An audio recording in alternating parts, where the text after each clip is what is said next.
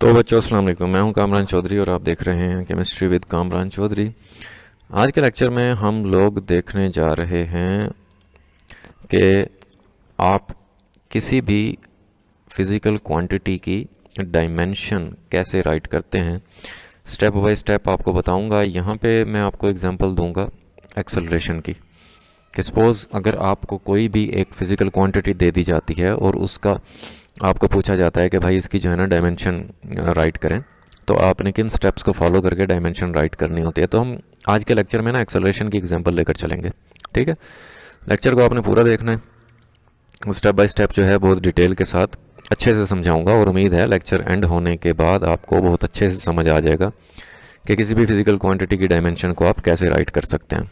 ठीक है मेरा पुत्र, चलते हैं भाई आज के लेक्चर की तरफ। तो सबसे पहले हम जो है स्टेटमेंट देख लेते हैं। स्टेटमेंट क्या है? Right dimension of acceleration. Acceleration की आपने डायमेंशन राइट करनी है, तो सोल्यूशन पे चलते हैं इसके।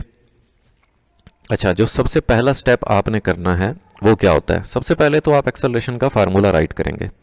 सो जैसे मैं यहाँ पे बता रहा हूँ कि right the formula for the acceleration. Acceleration का क्या फार्मूला होता है? ए से रिप्रेजेंट करते हैं उसको, फार्मूला होता है वेलोसिटी डिवाइडेड बाय टाइम।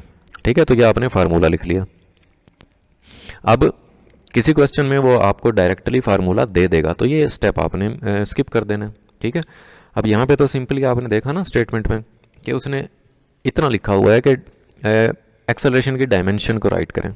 ठीक है, या डिटरमाइन करें, या कुछ इस तरह से होगा कि determine the dimension of acceleration या write the dimension of acceleration. ठीक हो गया। और हो सकता है कि क्वेश्चन में वो आपको फार्मूला दे दे, और अगर फार्मूला नहीं देगा तो सबसे पहले आपने फार्मूला लिख लेना। ठीक है, फिर आपने सेकंड स्टेप क्या करना है? सेकंड स्टेप में आपने यूनिट्स राइट करने हैं इस फार्मूले को देखते हुए। ठीक है, अब जैसे देखो acceleration is equal to velocity divided by time. Velocity का यूनिट लिख लेना है, टाइम का यूनिट लिख लेना है। ठीक है, और उसको सिंप्लीफाई कर लेंगे तो फाइनली आपके पास एक्सेलरेशन का यूनिट आ जाएगा। जैसे वेलोसिटी का क्या यूनिट होता है? मीटर पर सेकंड, और टाइम का यूनिट होता है सेकंड। तो ये नीचे वाला सेकंड को अगर मैं ऊपर लेकर जाऊंगा तो मैं इसको कुछ यूं लिख सकता हूं।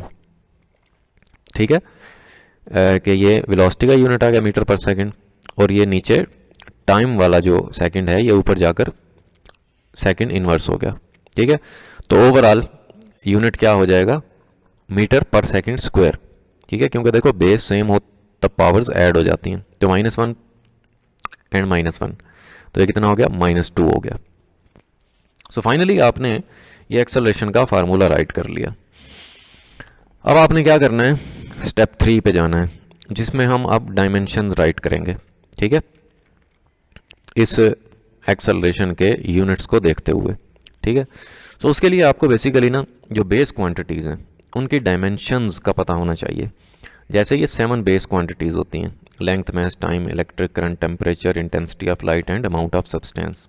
ये मैंने ब्रैकेट्स में सिंबल्स लिखे हुए हैं, स्क्वायर ब्रैकेट्स में, जिनको आप बेसिकली डायमेंशंस बोलते हैं। ठीक है, तो ये 7 जो बेस क्वांटिटीज़ होती हैं इनकी डायमेंशंस आपको पता होनी चाहिए। वैसे मोस्टली तो आपके लेवल पे फर्स्ट ईयर में लेंथ, मास और टाइम, या कहीं कहीं पे करंट भी यूज़ हो सकता है, बट लेंथ, मास और टाइम की डायमेंशंस इस्तेमाल होती हैं। ठीक हो गया। अब हमने डायमेंशंस लिखनी है। अब आप देखो यहाँ पे लिखा हुआ है मीटर पर सेकंड स्क्वायर। मीटर जो है हमें पता है लेंथ का यूनिट है, और लेंथ की डायमेंशन क्या है? Capital L. इसी तरह यहाँ पे है पर सेकंड स्क्वायर। अब सेकंड किस चीज़ का यूनिट है? वो टाइम का यूनिट होता है, और टाइम की डायमेंशन क्या है? टी।